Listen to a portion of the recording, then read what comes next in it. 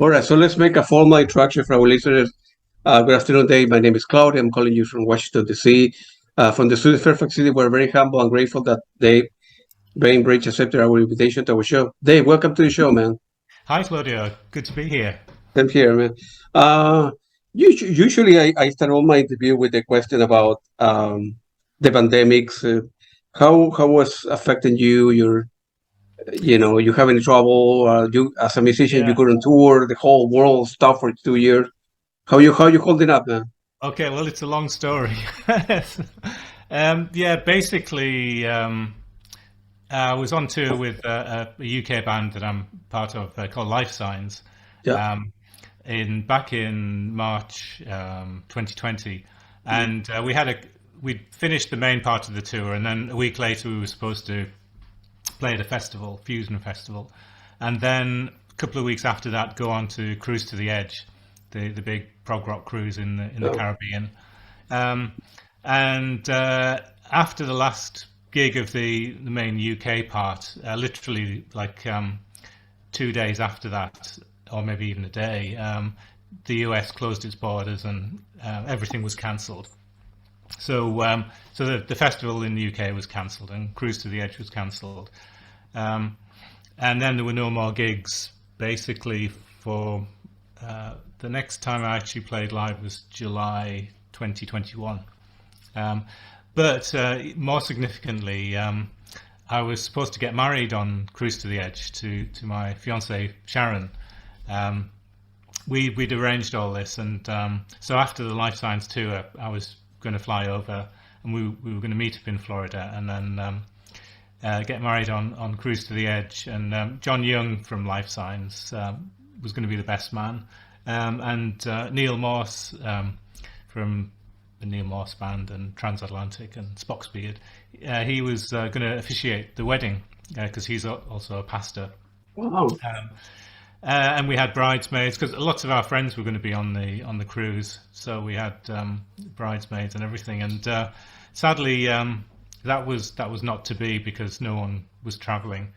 And even worse than that, the US closed its borders, and Sharon, my fiance, was in America, and I was in the UK. So to cut a very long story short, we were separated for 8.5 months until I could finally actually fly over to Washington Yeah, because she's in Baltimore, or yeah, she was in Baltimore at the time. yeah. Um, she's here at the moment. So our marriage was kind of postponed, and we got married at the end of 2020 in a small ceremony just with 5 people there.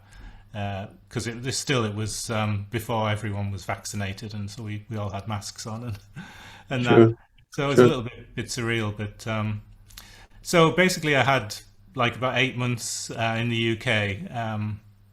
Sharon and I Skyped every day, but it gave me a lot of time to work on musical projects. And because all the musicians I knew couldn't tour either, a lot of them, like me, decided to record albums because at least that's something we can do, even if we're Absolutely, yeah, not touring. absolutely. So actually, the 2020 proved to be quite a busy time for me. I was just able to because it was lockdown as well, so I couldn't go anywhere. But I did have my all my equipment here, guitars and keyboards and studio equipment. So I think the first project I worked on was the Iona Book of Iona, Iona was the band I was in I co-founded in 1989. Yeah, We disbanded in 2016. But Talking to our record label Gonzo Multimedia, we'd kind of been planning for a while to do a big box set, yeah, which contained all the studio albums plus a companion disc for each album, yeah. which had lots of outtakes from the studio, songs that weren't originally on the albums, and demos, all kinds of stuff. And I've got a huge archive of tapes, like cassette tapes and digital tapes and all kinds of stuff.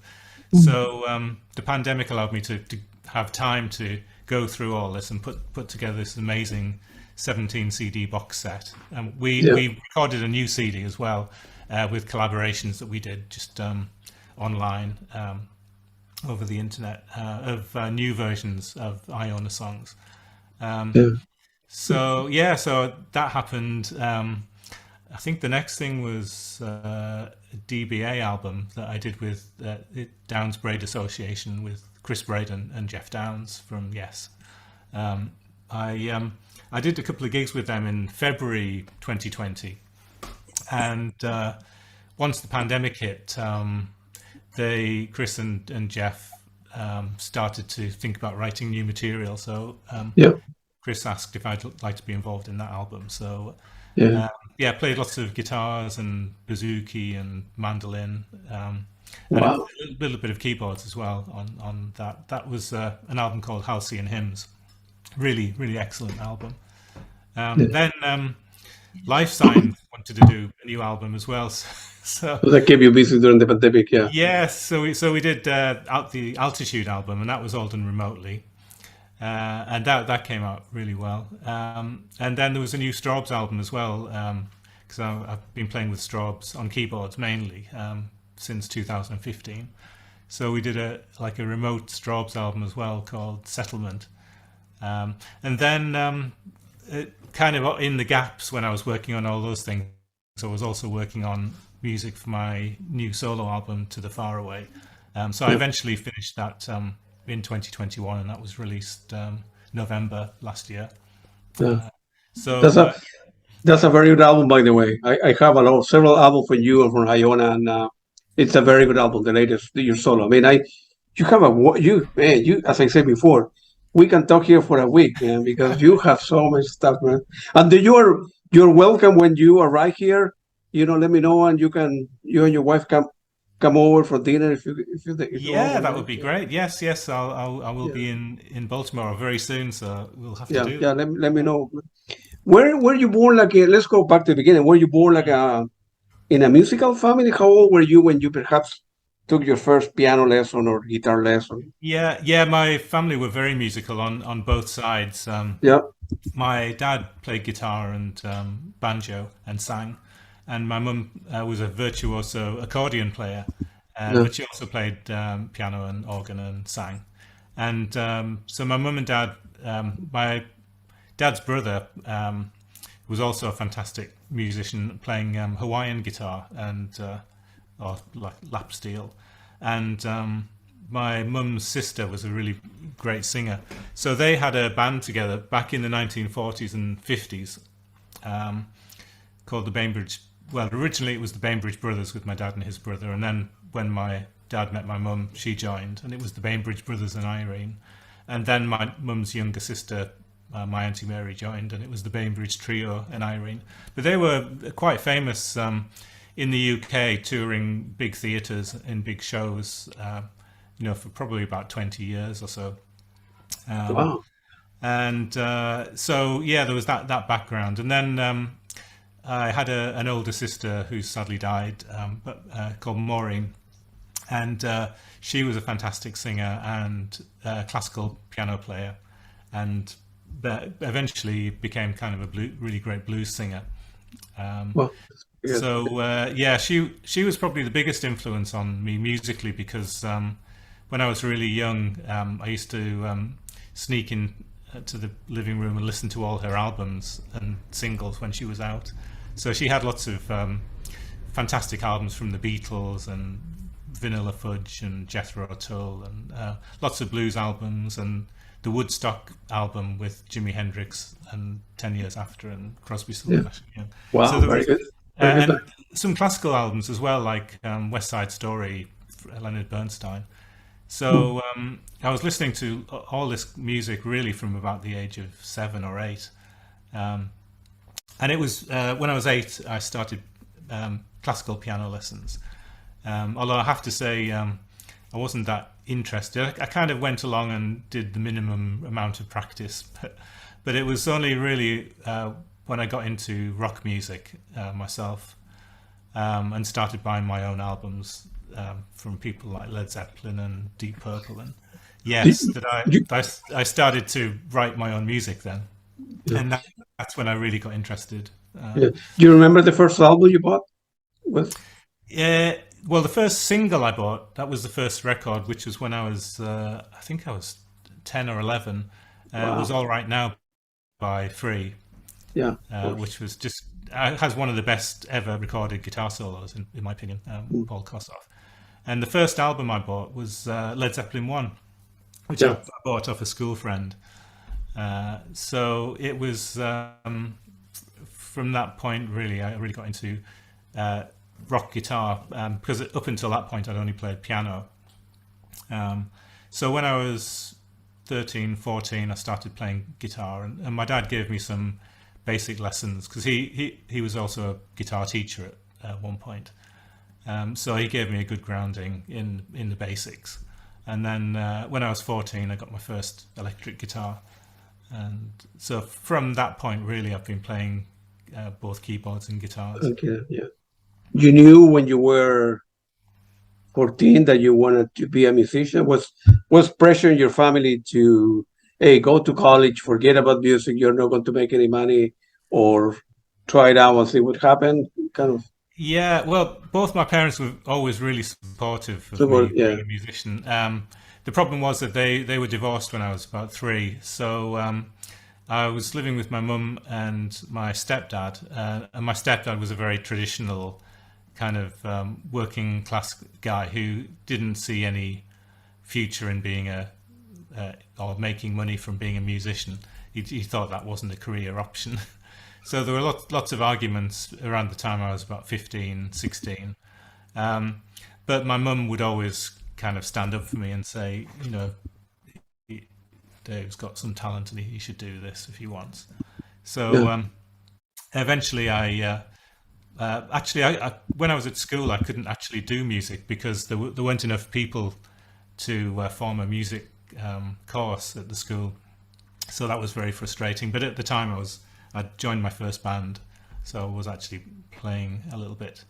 But then when I was 16, I went to a college for 16 to 18-year-olds, and it was there that I had an amazing music teacher, Mr. Craven, who taught me piano, but also recognised that I had some talent composing music. So he basically spent 2 years really coaching me and getting me through all my piano exams and getting me into music college as well. So yeah, when I think I was 15. I kind of had a choice of whether to do music or do art because art was my other passion, drawing and painting. But in the end, music won out, and so I went to music college and basically became a professional musician from the day I left. Yeah. Wow. Yeah. And you won early in your life. You won several awards, right? When you were in Leeds College, right? Yeah. Leeds College, right? Yes, yeah, to Leeds Music College. The reason I went to Leeds Music College, I mean, this is back I started in 1977 there, and at the time I think there were two courses in the whole of the UK that weren't classically based or academically based. And the main one was Leeds, and that had been set up about 10 or 12 years before. And it was the only place you could go to study contemporary music and jazz improvisation. So all forms of contemporary music. And all the teachers there were all quite recognised musicians in their own right who either played or wrote music. So it was only a small college. It was like only 160 people in the whole college. So it was a really fantastic place to be and to just get an idea of what it was like being a musician, because all your teachers were already professional musicians. Like my piano teachers would be doing gigs, backing, visiting American artists, like Frank Sinatra and all those kind of people. Wow. So you got a really good grounding in not only the theory of music, but the lifestyle and the ways you could earn a living being a musician. So yeah, I was probably about my second year at college, because I was playing with a big band back in my hometown, Darlington. and we went in for a big band competition. Just this is playing, like playing swing music really, and kind of complicated big band arrangements. And I was playing piano in that, and we were entered into a BBC competition, and I won we didn't win the best band award, but I won the best award for jazz soloist for piano. Wow, Amazing. That's impressive, man. That's impressive. Yeah, that was when I was about 18 or 19. And That was after Exodus, right? That Exodus was the first band that you. Yes, yeah. Exodus was the first band I played in when I was 14. I answered an advert in the paper, which my sister had seen actually, and it said wanted musician into, I think it said into Deep Purple, and yes, aged between 13 and 15. Wanted keyboard player. Yeah. So I didn't even have a keyboard at the time, apart from my piano. So I went to this place, and it was some lads from a different school, but in my hometown, and they had at least had this really cheap organ that I could use. So I remember the audition. They put some sheet music from a Deep Purple, like a songbook, in front of me. So I kind of played a bit of that, and then I remember I could play some of Keith Emerson's version of America that he did with the Nice. So I played a bit of that for them, and I think they were impressed. So I got the job. So that was good. Funnily enough, actually, it was the drummer's birthday today from that first band. So, wow, good for him. Yeah. But that was great. I mean, we actually only ever did one gig, but we rehearsed every day for about a year. And what was great about that was every time I'd go to rehearse with them, Rod, the bass player, would have a new album he'd just bought of fantastic music. So it was at his house I first heard Genesis's "Selling England by the Pound" and "Close to the Edge" by Yes, and the Yes album, and so it really opened my ears up to a whole new realm of music that I was only just discovering. So it was quite a good formative period. Yeah. Why one gig after a year of rehearsal? Well, it was a really great gig as well. Because we were both. They were from a really big school in my hometown, Darlington. I was at a different school, and we managed to fill this place out with friends and people we knew from school. And my uncle and a friend who actually was a guy who my sister was in a band with. They lent us a really great PA system and guitar amps and everything. So it was all quite professional. Wow. And my dad's brother was the bouncer on the door. But so we did this gig. It was very successful. But then the bass player, Rod, I think he'd just discovered drugs, and he took all the money and spent it on marijuana. So we had a falling out about that. But we've since made up, and we're good friends now. But also, I think the other thing was I realized that I needed to spend time working on just practicing and learning more music theory and getting through my exams. By the time I was 16, that was yeah. And then you launched another band with your sister, right? I think it was called Plan B, if I remember correctly, right? Yes, yeah. After I left music college, although I'd studied jazz quite extensively and improvisation, I loved improvising, but my heart was kind of more in the English-sounding music scene. And I loved, at the time, I was listening to bands like Hatfield in the North and National Health and UK. So kind of bands that, and Brand X as well, bands that had taken elements of jazz but kind of fused them with a more rock progressive sound. Yeah. So Plan B was our version of that. My sister was singing and playing keyboards, and I was playing keyboards, and we had a college friend playing drums, and we've got someone else in playing bass, and a great guitarist called Nick Fletcher, who I still work with now, who now plays with John Hackett.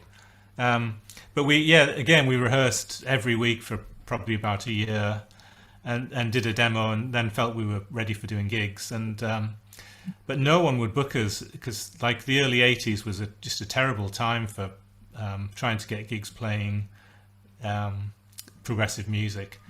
Everyone was into like electro pop and that. So well, eventually we just split up because we were just disheartened, and it's a shame because we did some good music, and I think that band was kind of a prototype for what came a few years later in the form of Iona, because we were playing. It was a female, like both bands had a female singer, and had a mix of long instrumental passages and more accessible songs and female vocals and guitar and lots of keyboard layers. So Plan B didn't take off, but eventually Iona did. We found the right ingredients, I think. The right, yeah. Where are you going to? You were probably like 20, 22 at the time, and were you going to a lot of gigs? It was expensive to see shows. Yeah, I mean, I started going to see bands when I was 11, actually. My God, man! Yeah, wow. My sister, because my sister was in a band, a local band, and so she took me along to see them. And then when I was 12, she took me to see Santana. Oh my God, man! Yeah, on the Caravanserai tour, and that was just fantastic. So basically, after that, I was hooked on going to live concerts, and although virtually no one came to play in Darlington, where I lived, you could get a train from Darlington to Newcastle, which was about half an hour. And there were two really great venues there, the Newcastle City Hall and the Odeon, where all the big bands came. And my mum was very easygoing about me going places. So from the age of 13, I would go with my school friends to see bands. So you guys will take the train, go to see a gig, and then come back? Yeah, exactly. Yeah. We'd try and not make sure we didn't miss the last train back. Of course. Yeah. Because we didn't have any cars, obviously, or anything. So it'd be a case of getting the bus to the railway station and the train, and then the bus back home, and a walk if you missed the bus. Wow. So in fact, sometimes there's a couple of times where I got out of school trips saying I was ill or something, so I could go to see bands. So I went to see all the big bands of the day, like Pink Floyd and Focus and Deep Purple, Black Sabbath, Hawkwind, Yes. My God, man. Yeah, I mean, and the tickets were really cheap in those days. So you didn't really have to. We did have to save up a bit, but it wasn't like prices are now. Nowadays it's crazy. I mean, I'm able to. Well, I have a good job, and I'm very happy, and so I do well. But the tickets are very expensive. I mean, here, as you know, right? Since we live in the border with DC and Maryland, here in Virginia, every band come this way, right? So I'm able to see I don't know, close to 40, at least 40 shows a year. So I go places. Live music is very important to me. So it's although I have a lot of music, I want to see the bands live. So I saw a gig I went to see on Monday. I went to see Boss Cags.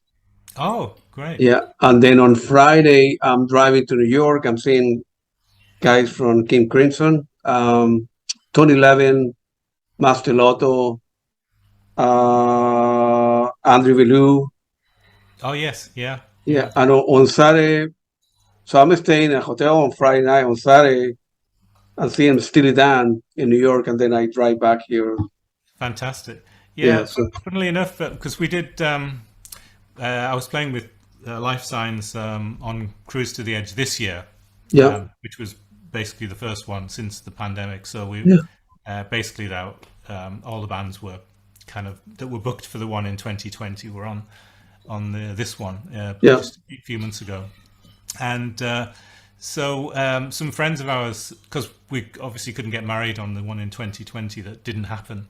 Some friends of ours organised a kind of wedding reception for us, and so we had lots of friends there one evening after the gigs had finished, and Adrian Ballou was at that with his band.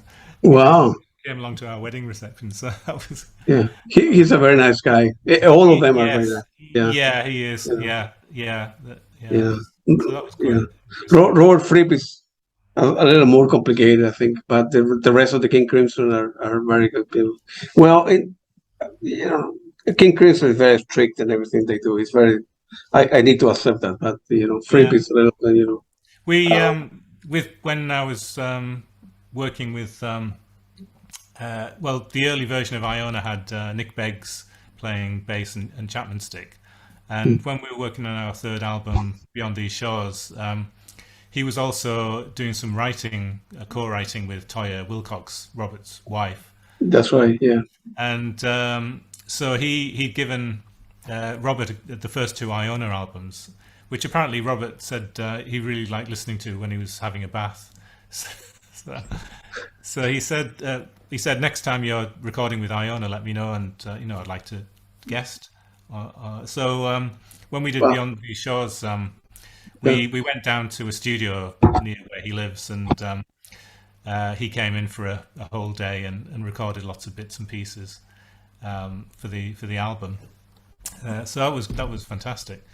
And what I was after was his kind of Frippatronics ambient side of his playing. So he recorded about 2 hours worth of kind of loops and atmospheres that we could use on the various tracks, and he was just brilliant. Really fantastic. Yeah. He's no, absolutely, he's an unbelievable musician. But somehow, to me at least, people sometimes came across as different than the way they are. I don't know.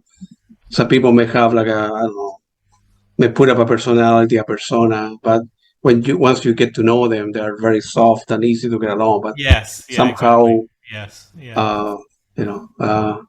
somehow that's my opinion.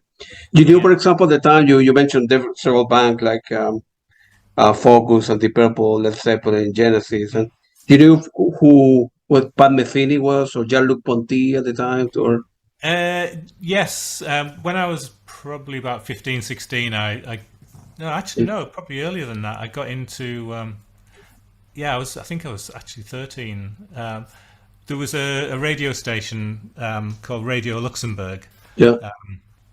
My parents, my mum had this old, it was a record player and a radio thing combined. And you could turn the dial and try and find obscure radio stations. But one radio station that we all knew about was Radio Luxembourg. Yeah. And that was broadcast from the country Luxembourg in Europe. And I think all the announcing was in French or something. But it was kind of renowned for playing all the best new music. Wow. So we would tune into that and discover all these amazing bands. And one night I was in there, just tuned it in and on the dial. And this incredible drumming and guitar playing came on. And I just couldn't believe what I was hearing. It was, I later discovered at the end of the track, the name Mahavishnu Orchestra. Yeah, Mahavishnu. And it was a live recording of a track called The Noonwood Race with Billy Cobham and John McLaughlin just kind of riffing off each other. And I'd never heard anything so exciting before. So I actually ran about half a mile to my friend's house and told him about it. So it was, from that point I kind of discovered jazz fusion, jazz rock. And it was probably a few years later before I first heard Pat Metheny, who we're hoping to get to see in Baltimore next month. I'm going to the gig too. Oh, great! Yeah, we haven't got tickets yet. I hope there's some left. He's playing 2 nights, 2 shows each night. Yeah. An early show and a late show. He's playing, I think, 7, 9:30, 7, 9:30. So he's doing 4 gigs.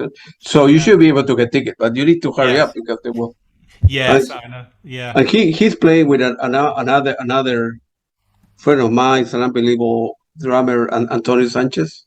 Ah, right. Yeah. Because Antonio Sanchez he has his own band, but on and off he played with Pat Metheny as well, and Yeah, doing yeah, the Pat Metheny doing trios now, but with the quartet he played with Antonio, and unbelievable drummer, very good person too. Yeah, make sure yeah. you get ticket, man.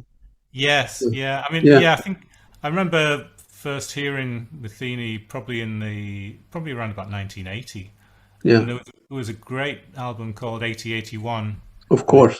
yeah Yeah, with Michael Brecker, yeah. which was fantastic, and then the like American Garage and all those albums. Mm. Um, yeah, there was. I think what I liked about that was there was so much. I mean, it was jazz, but there were great melodies as Mm. well. And then Lyle Mays's keyboards and piano playing, just fantastic. Unbelievable. Yeah, Yeah. unfortunately he passed away some years ago, and Yes. yeah, I Yeah. never had the opportunity to. I met him several times. I never had the opportunity to interview the guy, but he was a very good person as well. Yes. Yeah. Yeah. And actually, funnily enough, a good friend of ours, Andre Chumley, is Pat Metheny's guitar tech at the moment. So yeah, so we kind of see posts from him of all these places he's been with Pat and backstage photos of all the guitars. Yeah. Hey, maybe we can meet, Pat. We can meet if if you're free there. We can meet Pat for Yeah, a we'll have to see. after the gig or something. Right. Yeah, we'll have to see what we can arrange. That would be great. Yeah, I would love to. I would love to. Pat Metheny is one of the guys that really inspired me as a listener, as a consumer of your music. Uh, of course, I never had the opportunity to interview the guy. He's very famous, difficult to get a hold, but Yeah. he's a very gifted guy. Obviously, very gifted guy. Yes. Yeah. You know. Yeah. I remember there was uh, watching him. There's a really great guitarist in England called John Etheridge, who's been around on the kind of jazz fusion scene for years. He's in Soft Machine currently. Of course, Um, yeah. and he is amazing. And I remember that there was a TV program, and they had him and Pat Metheny playing together. Um, and but there was just something about Pat's playing that was just like almost transcendent. Mm. Um, it just makes everyone else pale with me. So yeah, that was quite Well, interesting. people say that about you too. You're very Yeah. very good at what you do, and you make everybody. Well, I suppose the thing is really to try and find your own voice and Yeah. style. And I think if you can do that, that's even if you can't technically reach the heights of some of these people, you can at least Yeah. find something that connects with people. Yeah. Steven Wilson, also from your country, is another unbelievable guy. I mean, Yes, yeah. To be honest, I don't know his music very well. I've yeah. kind of listened more to some of his remixes, which I really The like. other mixes and the stuff we did with No Man and Porcupine Tree and often, and he's a very good guy as well. Mm, They're the people that you say, man, this is a great musician from early age. I mean, you can when your teacher saw you when you were 15 or 16, you went to college and teacher saw, man, this guy needed structure, but he's talented, no question about it. No, nobody was denying that about you when you were young. It's mm. just you need to mature and develop, and like you say, find your own voice. I mean, there's Yeah, you need to yeah, you can learn from the Finney or Steven Wilson if you are a young kid, and all this great, or Joe Bonamassa and Eric Clapton yourself. But at the end of the day, you need to pick your own style, your own thing, and then go run with it. yeah. I think it's really important to listen to as much music as possible That's right. from Yeah, all yeah, kinds of genres and styles because you can then it gives you a wider palette to draw on yeah, for your own music. yeah. Like One of the like you say, like you said, and going to concert, you saw 20, 50 shows when you were 15 or say skipping school probably, and that's the only way to do it. I mean, as I say before, I'm not a musician. I don't know. mm, I don't play an instrument, but going to gig, go listen to record vinyl, but right. you develop your own thing, and you say, well, I like this stuff more than other, or something. That's the only way to go about it, right? So, Yeah, absolutely. Yeah, yeah. and, and then, so what happened after Plan B? Didn't work out, and then what were you? Yeah, so I was asked to join the Gary Boyle band then. So Gary was a fantastic guitar. We're still a really good guitarist. He's about, I think he was 80 a few months ago, and he's still playing. But he in the 70s he was in a band called Isotope, and that they were kind of the British equivalent of the Mahavishnu Orchestra, playing that kind of fusion, jazz Yeah. fusion. And Gary had an amazing guitar technique, and I remember seeing him on a program called the Old Grey Whistle Test, which is another place where Oh we yeah. discovered new music back in Yeah. the 70s, Absolutely. Yeah. and being in awe of his playing. So he actually went to Leeds Music College in the. He was one of the first pupils in the late 60s. Yeah, although he was a professional musician, I think he actually wanted to study jazz more. And so I knew him through college, and a couple of years after I left and Plan B didn't work out, his keyboard player left. So I think I went along for an audition and got the job to play with him for a few years, which was great. So that got us touring around Europe and England, Yeah. and I learned a lot in terms of dynamics within a band from Gary. You know, how to build solos and how to just have dynamics within a band so that the music wasn't all on one level. And Yeah. and we had a great saxophone player, Snake Davis, who was also at college in the same class as me. And he's gone on to play with like everyone you can possibly think of. So it was a really great band. Yeah. But also I was playing just with a whole load of people. A